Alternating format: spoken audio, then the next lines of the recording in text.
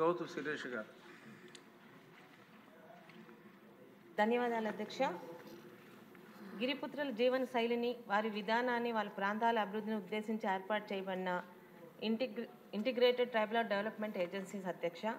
అయితే మన రాష్ట్రంలో ఐటీడీఏకి సంపూర్ణ ప్రాముఖ్యత కల్పించి వాటిని ప్రత్యేక నిధులు కేటాయించి ముందుకు తీసుకెళ్లిన ఘనత అలనాటి ముఖ్యమంత్రి నందమూరి తారక రామారావు గారిదైతే వాటికి మరింత ప్రత్యేక దృష్టి పెట్టి ప్రత్యేక నిధులు అధికారుల ద్వారా కొత్తగా సంక్షేమ పథకాల ద్వారా ఐటీడీఎస్కి మరింత శోభను తీసుకొచ్చారు అధ్యక్ష ముఖ్యమంత్రి గారైన నారా చంద్రబాబు నాయుడు గారు.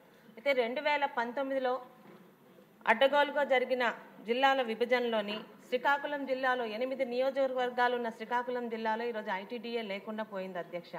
ముఖ్యంగా పాతపట్నంలో 2 మండలాలు, అలాగే పలాసలో 2 మండలాలు గిరిజన పితృలతో నిండి ఉంది అధ్యక్ష. అయితే 2019లో వారు మన మీద పెట్టుకున్న నమ్మకం కనీసం 4 మండలాలున్న శ్రీకాకుళం జిల్లాలో మినీ ఐటీడీఏ అన్నదన్నా తీసుకొస్తామని మనం వారికి హామీ ఇవ్వడం జరిగింది అధ్యక్ష.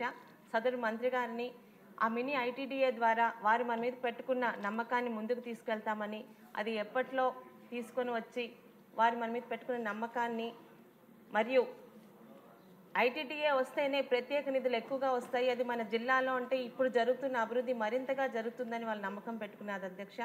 త్వరలోనే ఒకవేళ ప్రభుత్వం దాని మీద ఒక చర్య తీసుకొని నిర్ణయం తీసుకొని ఒక మినీ ఐటీడీఏని శ్రీకాకుళం జిల్లాకి తీసుకొస్తారని మీ ద్వారా సదరు మంత్రి గారిని కోరుకుంటున్నాను అధ్యక్ష. ధన్యవాదాలు. చాలా క్లుప్తంగా చక్కగా అడిగారు శిరీష్ గారు.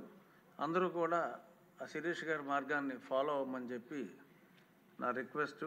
ముఖ్యంగా ఇప్పుడు మాట్లాడబోయే కోన రవికుమార్ గారికి.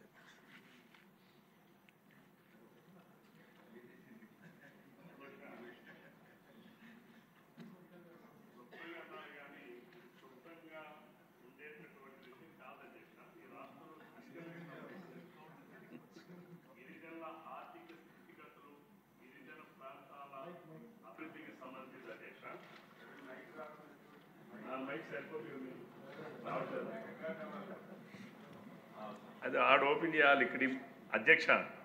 మైక్ మెయింటెనెన్స్ చాలా అధ్వానంగా ఉంది అధ్యక్ష. ఇక్కడ ఆ వెనకున్నటువంటివి పనిచేయట్లేదు అధ్యక్ష. ఇయర్ ఫోన్స్ కూడా పనిచేయట్లేదు అధ్యక్ష. గిరిజనుల సమస్య మీద ప్రశ్నలు అంటే మీ దృష్టి